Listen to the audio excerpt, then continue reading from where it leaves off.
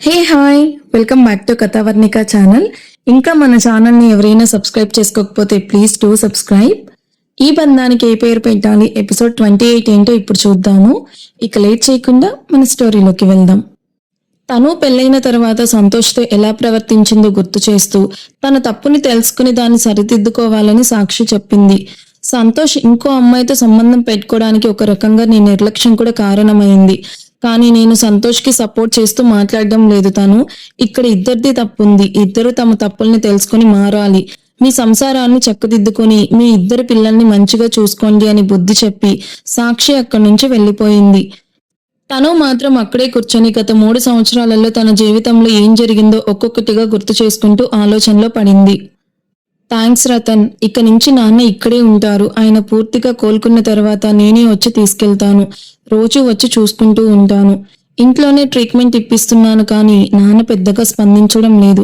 ఇక్కడ ప్రకృతి వడిలో ఉంటే ఆయనలో ఏమైనా మార్పు రావచ్చు అనిపిస్తుంది అని తన స్నేహితుడు రతన్కి కృతజ్ఞతలు చెప్పిన సంతోష్ రఘు తన తండ్రిని ప్రకృతి వడిలో ప్రశాంతమైన వాతావరణంలో ఉన్న ఆయుర్వేదిక్ హాస్పిటల్లో రఘుని హాస్పిటల్లో అడ్మిట్ చేసి సంతో అతని దగ్గరికి వెళ్తాడు. డాడ్, మీకు ప్లేస్ మారితే ఆరోగ్యం కాస్త మెరుగుపడొచ్చు అనిపిస్తుంది. అందుకే ఇక్కడికి షిఫ్ట్ చేయించాను. రోజు వచ్చి చూస్తాను డాడ్. ముందు నా చెడిపోయిన జీవితాన్ని సరిచేసుకోవాలి అని చెప్పి అక్కడి నుండి ఇంటికి తిరిగొచ్చాడు. రెడీ అయ్యి తన్మయ్ ఆఫీస్కి వెళ్ళిపోయాడు. చివరికి ఏదో ఒక నిర్ణయానికి వచ్చిన తను తన రూమ్కి వెళ్ళింది. స్నానం చేసి వచ్చి కబోర్డ్లో ఉన్న బ్లాక్ కలర్ చీర తీసుకుని కట్టుకుంది. జుట్టుని ఫ్రీగా వదిలేసి అందంగా రెడీ అయ్యి కిందకొచ్చింది. హాల్లో 3 పిల్లలకి ప్లే ఏరియా ఏర్పాటు చేసి ఇంట్లో పెద్దవాళ్ళు వాళ్ళతో ఆడిస్తూ ఉన్నారు. మెట్లు దిగుతూ వస్తూ ఉన్న తనుని చూసి అందరూ ఒక్కసారిగా ఆశ్చర్యంగా చూశారు. మామ్, ఇవాళ నేను రావడానికి లేట్ అవుతుందనుకుంటా. అలాగే నా 2 ఆడపిల్లలకి నామకరణం చేయించాలి అనుకుంటున్నాను. మంచి రోజు చూసి డేట్ ఫిక్స్ చేయండి అని చెప్పింది. అందరికీ బాయ్ చెప్పి కిచెన్ డోర్ దగ్గర నిలబడి ఉన్న సాక్షి వైపు చూసి కన్ను కొట్టి నవ్వింది. ఆ తర్వాత తన ఆఫీస్కి బయలుదేరింది. తను ఆఫీస్లోకి అడుగు పెట్టగానే అక్కడున్న వాళ్ళంతా ఆశ్చర్యంగా ఆమె వైపు చూడసాగారు. ఎప్పుడు బిజినెస్ ఉమెన్ లాగా సూట్లోనో లేదంటే జీన్స్ టాప్లో మోడ్రన్ గా కనిపించే తను ఈరోజు ఎంతో సాంప్రదాయంగా చీర కట్టుకుని రావడం అందరూ షాక్ అయ్యారు. గుడ్ ఆఫ్టర్నూన్ మేడం అంటూ అందరూ లేచి విష్ చేశారు. తను చిరునవ్వుతో అందరికీ తిరిగి విష్ చేసి తన క్యాబిన్లోకి వెళ్ళింది. లోపలికి వెళ్ళగానే అటెండర్ని పిలిచి సంతోష్ని నా దగ్గరికి పంపించండి అని చెప్పి కూర్చుంది. సార్, తను మేడం మిమ్మల్ని పిలుస్తున్నారు అని అటెండర్ చెప్పాడు. సంతోష్ మౌనంగా తలూపి తను క్యాబిన్ వైపు వెళ్తాడు. మే ఐ కమిన్ మ్యామ్ అని అడిగి ఆమె ముందు తల వంచుకొని నిలబడతాడు. What is this mister Santosh అని తను కోపంగా అరిచేసరికి బెదిరిపోయినట్టుగా తలెత్తి చూసిన సంతోష్ ఒక్కసారిగా షాక్ అయి నిలబడిపోయాడు.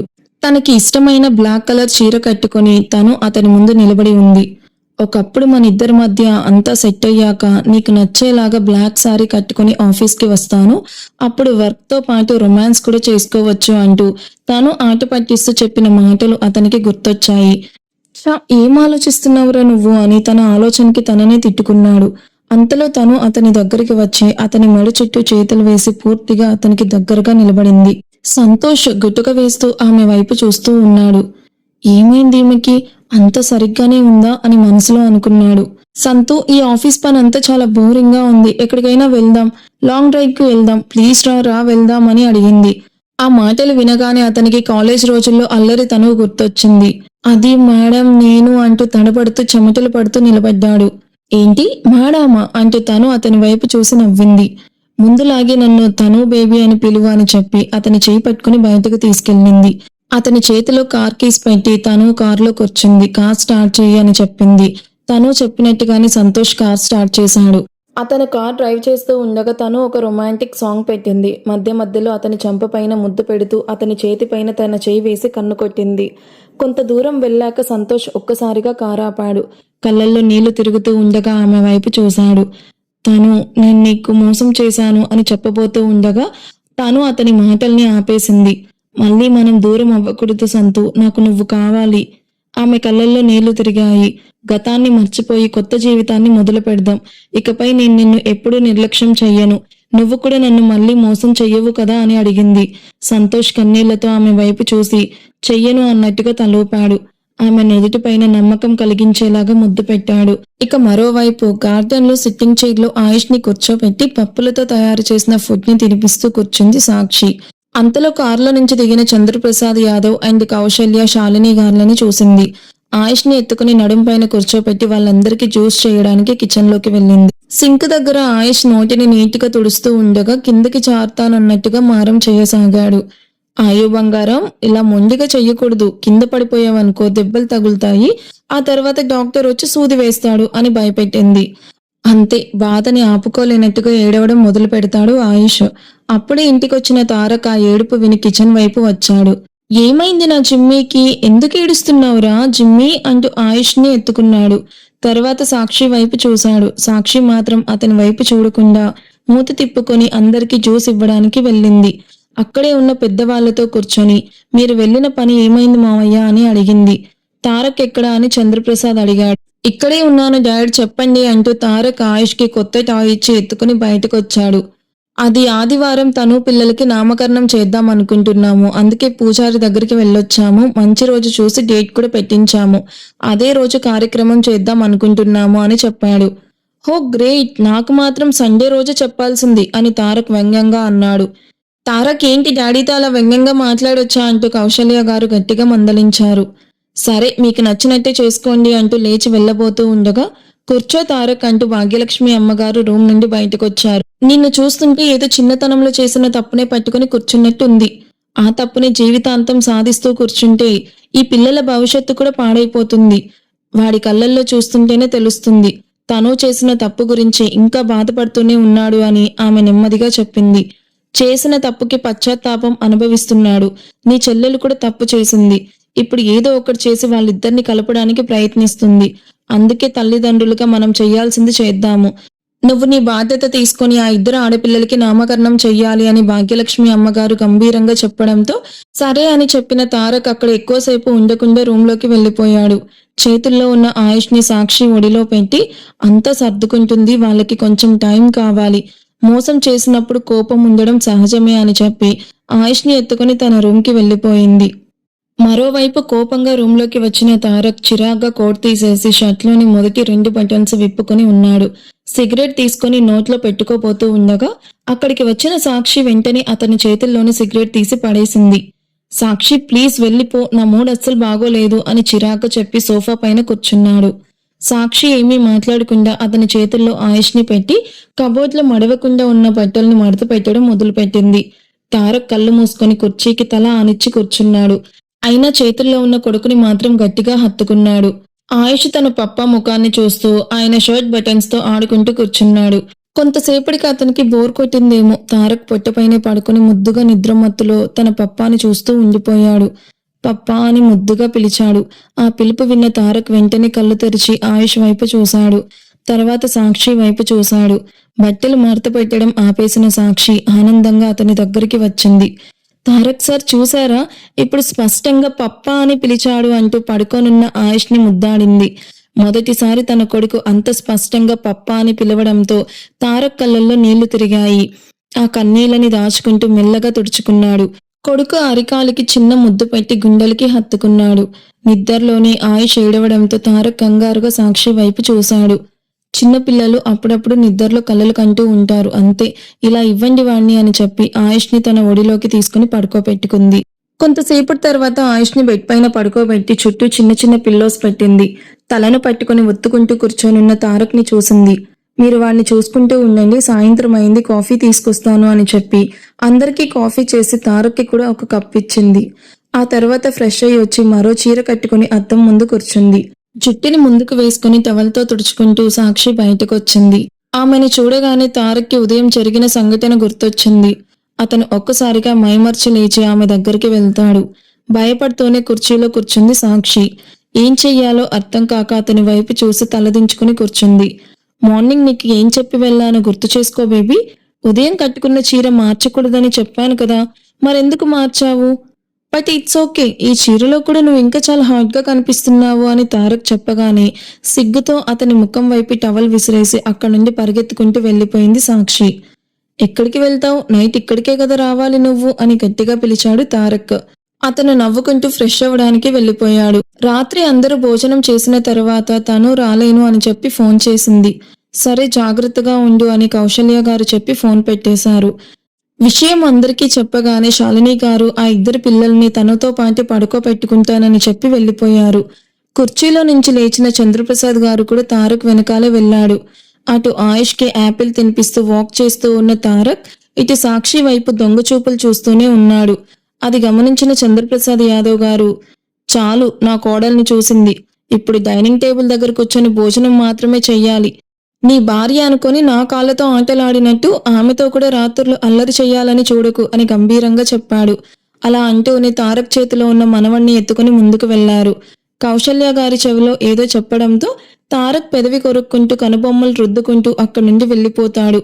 సాక్షి, ఫీడింగ్ బాటిల్లో పాలు నింపి పెట్టు, ఆయు బేబీ ఇవాళ మాతోనే పడుకుంటాడు అని కౌశల్య గారు చెప్పి ఫీడింగ్ బాటిల్ తీసుకుని వెళ్లబోతూ ఉండగా వారి వెనకాలే వచ్చిన సాక్షి, లేదు, వాడు మాతోనే పడుకుంటాడు అంటూ చంద్రప్రసాద్ యాదవ్ గారి ముందు నిలబడింది.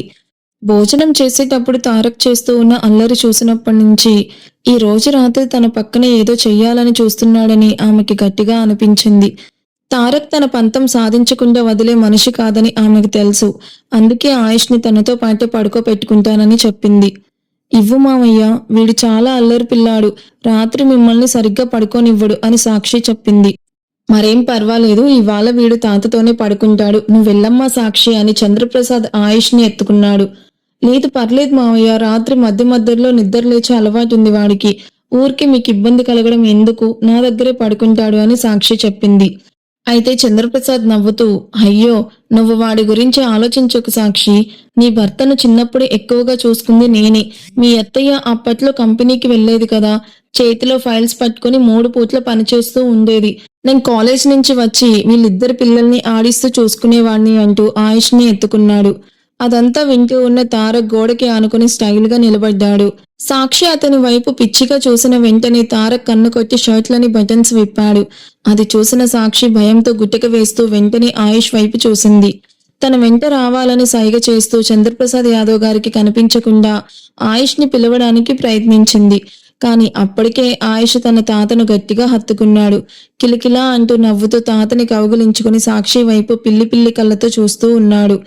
వదిలే సాక్షి, ఇవాళ వీడు మాతోనే పడుకుంటాడు అని చంద్రప్రసాద్ యాదవ్ గారు చెప్పి ఆయుష్ని ముద్దు చేస్తూ తన రూమ్ కి తీసుకెళ్లాడు. సాక్షి ప్లాన్ ఫెయిల్ అవ్వడంతో సాక్షి తారక్ వైపు ఒకసారి చూసి అలిగి తన రూమ్ కి వెళ్లిపోయింది. వెంటనే చీర మార్చుకుని నైట్ డ్రెస్ వేసుకుని బెడ్ పైన పడుకుంది. తారక్ ఎప్పుడొస్తాడా అని ఎదురు చూస్తూనే ఉంది. ముందుగానే పాట పాడుకుంటూ రూమ్ లోకి వచ్చిన తారక్ డోర్ లాక్ చేసి షర్ట్ విప్పి పక్కకు విసిరేశాడు. తర్వాత బెడ్ పైన పడుకొనున్న సాక్షి నడుము చుట్టూ చేయి వేసి తనని దగ్గరికి లాక్కున్నాడు. అప్పటికే సాక్షి భయంతో గట్టిగా కళ్ళు మూసుకుని వణుకుతూ ఉంది. ఆమెను తన వైపుకు తిప్పుకొని నుదుటిపైన చిన్నగా ముద్దు పెట్టి, భయపడకు బేబీ, రిలాక్స్, ఇప్పుడు నాకు అస్సలు మూడ్ లేదు, పడుకో అని చెప్పి కళ్ళు మూసుకున్నాడు. సాక్షి మాత్రం అతని మాటలు విని ఆశ్చర్యపోయింది. పట్టున కళ్ళు తెరిచి అతని వైపు చూసింది. నువ్వు ఇలాగే నన్ను చూస్తూ ఉంటే జిమ్మీకి చెల్లెలు ఫిక్స్ అనుకుంటా అని తారక్ అనగానే అతని మాటలకి సిగ్గుపడిన సాక్షి అదే దుప్పట్లో ముఖం దాచుకుని కళ్ళు మూసుకుంటుంది. ఆమె పెదాలపై మాత్రం చిన్న చిరునవ్వు మెరిసింది. బయటికి వెళ్లిన తిలక్ తిరిగి ఇంటికొచ్చాడు. అప్పుడే మెట్లపై నుండి కిందకి వస్తూ ఉన్న శామ్ని చూసి ఒక్కసారిగా షాక్ అయ్యి అక్కడే నిలబడిపోయాడు. సాక్షి చెప్పిన మాటల్లో నిజముందని అంగీకరించిన తను సంతోతో కలిసి తన సంసారాన్ని తనే సరిదిద్దుకోవాలని నిర్ణయించుకుంది. సంతోష్ను క్షమించి అతనితో మళ్లీ ఒక్కటయ్యింది. ఇక మన జంట సాక్షి తారక్ల మధ్య మాత్రం ఎలాంటి మార్పు లేదు. ఎప్పట్లాగే ముద్దులు అలకలు ప్రేమతో హాయిగా ఉంటున్నారు. కానీ సమస్య మొదలైంది మాత్రం తిలక్ ఇంట్లో. శామ్ని ఇంట్లోనే ఉంచి ఏదో పని మీద బయటకు వెళ్తాడు తిలక్. మంచం మీద పడుకొని ఉన్న శామ్ మనసులో ఏం ఆలోచనలు తిరుగుతున్నాయో మాత్రం ఎవ్వరికీ తెలియదు. బయటకు మాత్రం తను మారిపోయానని చూపించుకోవాలని అనుకుంటుంది శామ్. అందుకే సరైన ఒక చిన్న అవకాశం కోసం ఎదురు చూస్తూ ఉంది. ఈ రోజు ఆమెకి ఆ అవకాశం దొరికింది.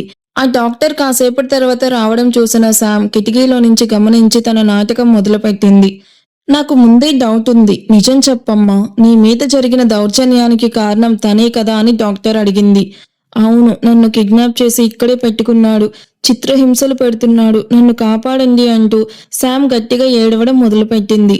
డోంట్ వరీ, నేను వెళ్లి పోలీసుల్ని తీసుకొస్తాను అని డాక్టర్ చెప్పగానే, డాక్టర్ రాత్రి పోలీసుల్ని తీసుకుని రండి, అప్పటి వరకు అతను ఇక్కడే ఉంటాడు, లేదంటే తప్పించుకొని పారిపోతాడు అని శామ్ చెప్పింది. సరే, నువ్వైతే జాగ్రత్తగా ఉండు అని చెప్పిన డాక్టర్ తన ఫోన్ తీసుకుని ఎవరికో కాల్ చేసి అర్జెంటుగా ఈ అడ్రస్కి రావాలి అని చెప్పారు. చివరికి శామ్ నాటకానికి డాక్టర్ కూడా పూర్తిగా మోసపోయి పోలీసులను తీసుకుని రావడానికి అక్కడి నుండి వెళ్లిపోయారు. కొంతసేపటి తర్వాత తిలక్ కారులో ఇంటికొచ్చాడు. కారు ఆపి ఇంట్లోకి అడుగు పెట్టగానే హై హీల్స్ చప్పుడు వినిపించాయి. ఆ శబ్దం విని తలెత్తి మెట్ల వైపు చూసిన తిలక్ ఒక్కసారిగా షాక్ అయ్యాడు. అక్కడ పాత శామ్ లాగా మేకప్ వేసుకుని హాఫ్ ఫ్రాక్ ధరించి మెట్లపై నుండి కిందకి నడుస్తూ వస్తుంది శామ్. ఆమె ముఖంలో వెటకారపు నవ్వు. అయ్యో అమ్మా తిలక్ ప్లీజ్ అంటూ ఏదో మాట్లాడుకుంటూ గట్టిగా నవ్వుతూ అతని దగ్గరకు వచ్చింది. అసలు ఏం జరుగుతుందో తిలక్ ఆలోచించే లోపే శామ్ ఇచ్చిన సైగతో అక్కడికి వచ్చిన వాళ్ళు తిలక్ ని పట్టుకుని ఒక కుర్చీలో కట్టేశారు. వాళ్ళకి ఫోన్ చేసి అక్కడికి రప్పించింది శామ్ని. కోపంతో తనను తాను విడిపించుకోవడానికి ఎంత ప్రయత్నించినా సాధ్యం కాకపోవడంతో తిలక్ మౌనంగా ఉండిపోయాడు. అలా ఎలా అనుకున్నావు తిలక్? శామ్ తన ఆశలు, కలలు, ద్వేషం, పగ అన్నిటినీ అంత సులభంగా వదిలేస్తుందని? నువ్వు ఎప్పటికీ విలన్వే అంటూ శామ్ వెటకారంగా నవ్వింది. నన్ను మంచిదానిలాగా మార్చాలని చెప్పి నా చేత ఆ మురికి పిల్లలకి భోజనం పెట్టించావు. ఇంటి పనులన్నీ చేయించావు. నీ పనులన్నీ నా చేతే చేయించుకున్నావు కదా. చివరికి నన్ను రేప్ కూడా చేశావు. కానీ ఏం ప్రయోజనం తిలక్? ఈ సమంత శామ్ అలాగే మిగిలిపోయింది. నేను ఆడదాన్ని కాదు, ఆడ మృగాన్ని అని తెలుసుకో. ఒక్కర్ని కూడా వదలను అంటూ అందర్నీ చూస్తూ వెటకారంగా నవ్వింది. అందరూ సుఖంగా ఉన్నారు కదా, ముఖ్యంగా ఆ సాక్షిని మాత్రం ప్రశాంతంగా బ్రతకనివ్వను. తారక్ ని ఎలాగైనా దక్కించుకుంటాను అని చెప్పి తిలక్ ఎదురుగా కాలు మీద కాలు వేసుకుని కూర్చుంది. రౌడీలో కొట్టిన దెబ్బలకి తిలక్ పెదవి నుండి రక్తం కారుతూ ఉంది. అయినా ఆ నొప్పిని లెక్క చేయకుండా తిలక్ గట్టిగా నవ్వాడు. వెళ్ళు వెళ్ళు, అక్కడ తారక్ నీ చిత్తి కట్టడానికి సిద్ధంగా ఉన్నాడు. నువ్వు ఊసరవెల్లి జాతికి చెందిన దానివని నాకు మొదటి నుంచే తెలుసు. ఇప్పుడు నేను నీ చేతిలో ఓడిపోయి ఉండొచ్చు, కానీ రాసి పెట్టుకో, తారక్ వాళ్ళ ఇంటి ముందు నువ్వు ఏడుస్తూ నీ నాటకం మొదలుపెట్టి ఆ ఇంట్లోకి అడుగు పెట్టాలని సీరియస్ గా ప్లాన్ అంతా సిద్ధం చేసుకుని ఉంటే దాన్ని ఇక్కడితో వదిలేసాయి. అక్కడ ఒక రాక్షసుడు యముళ్లాగా నీ మరణం కోసం ఎదురు చూస్తూ ఉన్నాడు. మర్చిపోయావా? సరే వెళ్ళు వెళ్ళు అంటే తిలక్ నవ్వాడు. కసాయివాడి దగ్గరికి వెళ్లి బలవ్వాలి అనుకుంటే నేను మాత్రం వద్దంటానా, వెళ్ళు అని చెప్పి మళ్లీ నవ్వాడు. అది విన్న శామ్ అతని చెంపపైన గట్టిగా కొట్టింది. అంతలోనే బయట పోలీస్ జీప్ వచ్చిన శబ్దం వినిపించింది. వెంటనే శామ్ తన బట్టలన్నీ చింపుకున్నట్టుగా చేసుకుని ఏడుస్తూ గట్టిగా కేకలు వేయడం మొదలుపెట్టింది. ఆమె చెప్పినట్టుగానే రౌడీలు కూడా నాటకం మొదలుపెట్టి తిలక్ ని అక్కడే వదిలేసి నలువైపులా పారిపోయారు. శామ్ తిలక్ దగ్గరికి వెళ్ళింది. పోలీసులు ఇంట్లోకి అడుగు పెడుతూ ఉన్న సమయంలోనే తిలక్ కాళ్ళ దగ్గర స్పృహ తప్పినట్టుగా కింద పడిపోయింది. కుర్చీలో కట్టబడి ఉన్న తిలక్ ని చూసిన ఎవ్వరైనా సరే పరిస్థితిని తప్పుగా అర్థం చేసుకునేలాగే ఉంది. డాక్టర్ తిలక్ వైపు చూపిస్తూ కింద పడిపోయిన శామ్ ని చూసుకోవడం మొదలుపెట్టింది. తిలక్ ని కొట్టి పోలీసులు స్టేషన్ కి తీసుకెళ్లారు. నువ్వేమీ ఆలోచించకు, నీకు నేను అండగా ఉంటాను అని డాక్టర్ చెప్పడంతో ఆంటీ నన్ను బెంగళూరుకి చేరిస్తే చాలు, ఇంకేమీ వద్దు, అక్కడ మా నాన్న ఉన్నారు అంటూ చేతులు జోడించి అడిగింది శామ్. అందుకు డాక్టర్ సరేనని తలూపింది. ఆమెను పోలీస్ స్టేషన్ కు తీసుకెళ్లి కంప్లైంట్ ఇచ్చి ఆ తర్వాత ఆమెను తీసుకుని వెళ్లిపోయారు. శామ్ వెటకారంగా నవ్వుకుంది. ఐయామ్ బ్యాక్ అని మనసులో అనుకుంటూ వాళ్ళతో కలిసి వెళ్లిపోయింది. కొండపైన నిలబడి ఉన్న తను ఒక్కసారిగా గట్టిగా కేక వేసింది. ఆమె చుట్టూ ఉన్న వాళ్ళంతా ఆమె వైపు చూడడంతో తను ఇబ్బందిగా అక్కడే నిలబడిపోయింది. అంతలోనే సంతు ఆమెను ఎత్తుకుని నడవడం మొదలుపెట్టాడు. కాలేజ్ డేస్ లో ఇలా తరచూ జరిగేది. కానీ పెళ్ళయ్యాక లవర్స్ గా ఉన్నప్పుడు అలవాటైన చిన్న చిన్న పనులన్నీ ఎక్కడో మర్చిపోయారో లేక ఇద్దరూ వాటిని నిర్లక్ష్యం చేశారో తెలియదు. సంతు నాకు టీ కావాలి అని తను ముద్దుగా అడిగింది. సంతు ఆమెని అలాగే ఎత్తుకుని వెళ్లి ఒక రాతి బెంచ్ పైన కూర్చోపెట్టి టీ తీసుకొచ్చాడు. టీ తాగుతూ ప్రకృతిని చూస్తూ ఆనందించిన తను సంతు భుజానికి వాలిపోయింది. ఎంత పెద్ద తప్పు చేశాం కదా సంతు, ఇలాంటి సంతోషకరమైన క్షణాలన్నిటినీ మిస్ చేసుకుని ఇంటిని పాడు చేసుకుని పనులు చేసుకున్నాము అంటూ తను కళ్ళల్లో నీళ్లు పెట్టుకుంది. అయినా సాక్షి చాలా గొప్పది. మనం తనకి ఎంత ఇబ్బంది పెట్టినా వాటన్నిటిని మనసులో పెట్టుకోకుండా మనిద్దరం మళ్ళీ ఒక్కటవ్వాలని నాకు బుద్ధి చెప్పింది అని తను చెప్పింది. అవును, ఆమె ఒక రకంగా దేవత లాంటిదే. ఒక్కరోజు కూడా ఆమెని చెల్లిలాగా నేను చూడలేదు. పాపం, చిన్నప్పటి నుంచి మా మీద ఎలాంటి కోపం కూడా పెంచుకోకుండా నేను సామ్ ఎంత తిట్టినా అన్నిటినీ భరించి ఎంతటి కరుణామయురాలో అని సంతు అన్నాడు. ఇప్పుడు మన ఇద్దరం ఒక్కటయ్యాం కదా, ఇకపై అన్నయ్య వదినాని ఇద్దరిని కూడా ఒక్కటి చేసేలాగా సీన్ క్రియేట్ చెయ్యాలి మనం. అని ఇద్దరు సంతోషంగా మాట్లాడుకుంటూ అక్కడి నుండి వెళ్ళిపోయారు. అలా రాత్రంతా తిరిగిన వాళ్ళు తెల్లవారుజామున ఇంటికి బయలుదేరారు. ఉదయాన్నే ఐస్ క్రీం కావాలి అని తను మారం చెయ్యడంతో ఆమె కోరికను కాదనలేక సంతు ఐస్ క్రీం తీసుకురావడానికి షాప్‌కి వెళ్ళాడు. తిరిగొచ్చే లోపే తను ఒక్కసారిగా కుప్పకూలిపోవడంతో తను అని సంతు గట్టిగా కేక వేస్తూ పరిగెత్తుకుంటూ వచ్చాడు. ఆమెను ఎత్తుకుని కారులో కూర్చోపెట్టి ఆమె ముఖాన్ని జాగ్రత్తగా చూశాడు. నుదిటిపైన చిన్న గాయం కనిపించింది. ఏమాత్రం ఆలస్యం చెయ్యకుండా పక్కనే ఉన్న హాస్పిటల్‌కి తీసుకెళ్లాడు. డాక్టర్ బ్యాండేజ్ వేసిన తర్వాత ఆమె చేతికి ఐస్ క్రీం ఇచ్చాడు. థాంక్యూ సంతు. నువ్వు వెళ్ళిన తర్వాత ఎవరో బైక్ పైన వెళ్తూ స్పీడ్‌గా వచ్చాడు. రోడ్డుపై ఉన్న రాయి నా నుదిటికి తగిలేలాగా చేశాడు. నువ్వు వచ్చి చూస్తే ఎంత పెద్ద బ్యాండేజ్ వేయించేశావో చూడు అంటూ తనతో మాట్లాడుతూనే ఐస్ క్రీం తిని కారులో నిద్రపోయింది. ఆమె నుదిటిపైన ముద్దు పెట్టి నవ్వుకున్న సంతు కార్ని డ్రైవ్ చేసుకుంటూ అయోధ్యకి వచ్చాడు. ఉదయాన్నే లేచిన తారక్ ఎప్పటిలానే జిమ్‌లో వర్కౌట్ పూర్తి చేసుకుని వచ్చాడు. ఇంకా నిద్రలోనే ఉన్న తన భార్యను ఆట పట్టించడం మొదలుపెట్టాడు. కింగ్ సైజ్ బెడ్ మీద ముడుచుకుని పడుకొనున్న సాక్షి బుగ్గని చేతిలో పట్టుకొని మెల్లగా నొక్కి ఆమె బుగ్గ పైన ముద్దు పెట్టి అలాగే తదేకంగా చూస్తూ, ఏదో మాయ చేస్తున్నావు కదే నువ్వు. ఈ 3 సంవత్సరాలు దూరంగా ఉన్నా నువ్వే కావాలి అంటున్న ఈ గుండెకి ఏమని చెప్పాలి? చిచి, నేనేంటి గుండె ప్రేమ అంటూ ఇలా మాట్లాడుతున్నాను? I don't believe in love.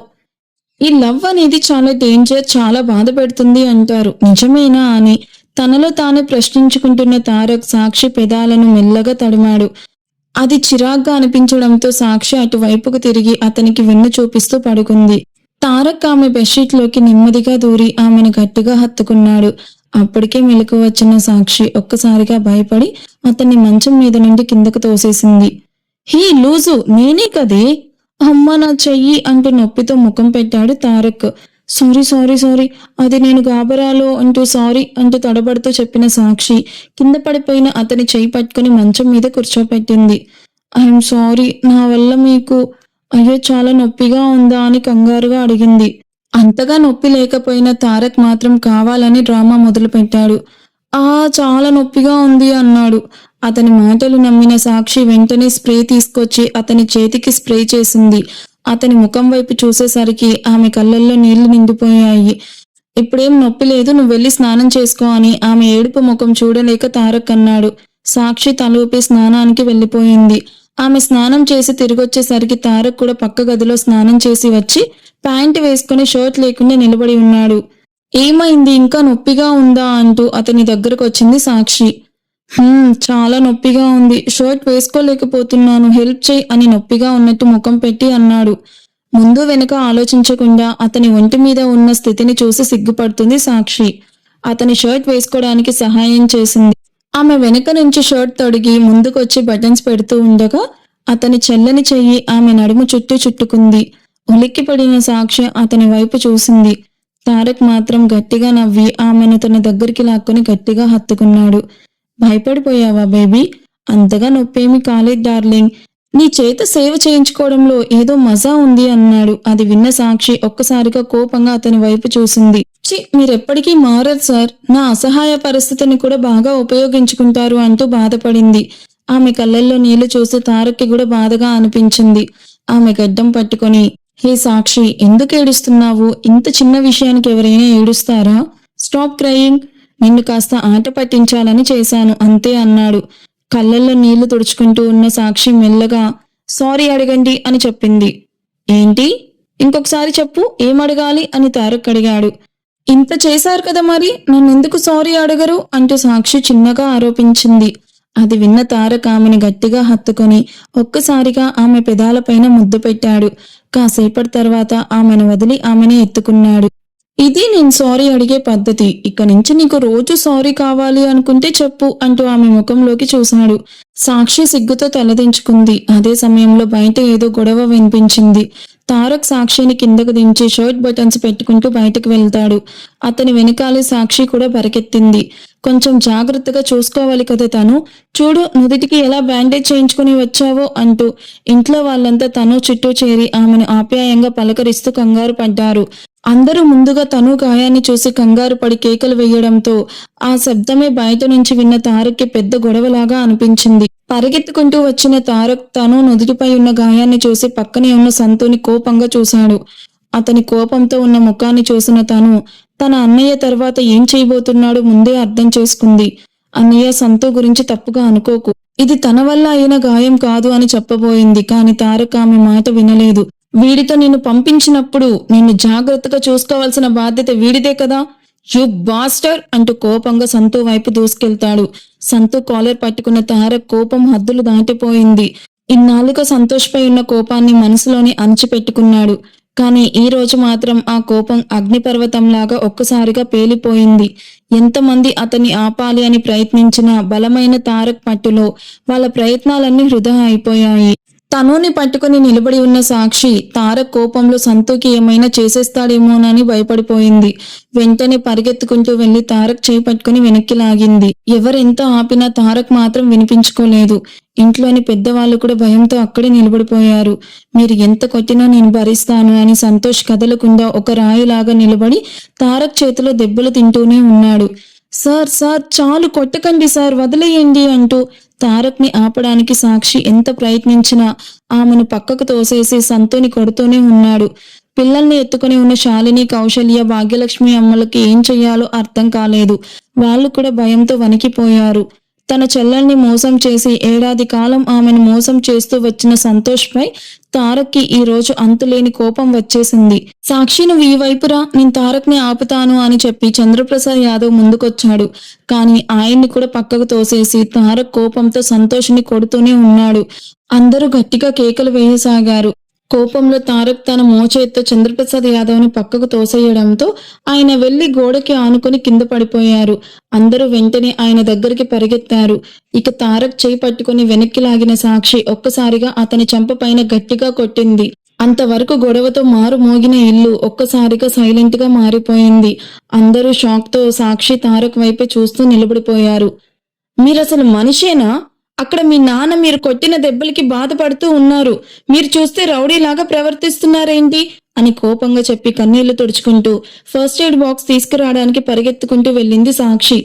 Chandru రా అంటూ ఆయన్ని సోఫాలో కూర్చోపెట్టారు. ఎవరూ తారక్ వైపు చూడకుండా చంద్రప్రసాద్ యాదవ్ చుట్టూ చేరారు. సంతుని చూసిన శాలిని ఏడుస్తూ అతని దగ్గరికి వెళ్లి అతని గాయాలను తడుముతూ ఏడవడం మొదలుపెట్టారు. ఎంతైనా కన్న కొడుకులాగా పెంచుకున్నారు కదా. అమ్మ, ప్లీజ్ ఏడవ్వాకండి, నాకేం కాలేదు, ఇది ఎప్పుడో జరగాల్సింది, ఇప్పుడు దెబ్బలు తిన్నానంతే అని సంతు ఆమెను ఓదార్చాడు. అయితే తన తండ్రి నుదుటిపైన రక్తం చూసిన తారక్ మాత్రం అక్కడికక్కడే కుప్పకూలిపోయాడు. ఈ ఎపిసోడ్ మీకు ఎలా అనిపించిందో కామెంట్ చేయండి. వీడియో మీకు నచ్చితే ప్లీజ్ లైక్ చేసి హైప్ ఇవ్వడం అస్సలు మర్చిపోవద్దు. Thank you for watching. See you on next video. Bye.